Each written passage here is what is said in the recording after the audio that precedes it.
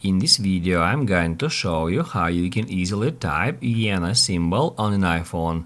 Be sure to watch the video to the very end so you don't make any mistakes. We can easily type Yena symbol using iPhone default keyboard, and now I'm going to show you how we can easily do so.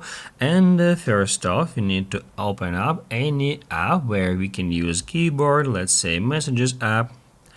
And then we need to bring up the keyboard by tapping right here. Now guys, we need to tap at this 1, 2, 3 button to switch to that alternative keyboard.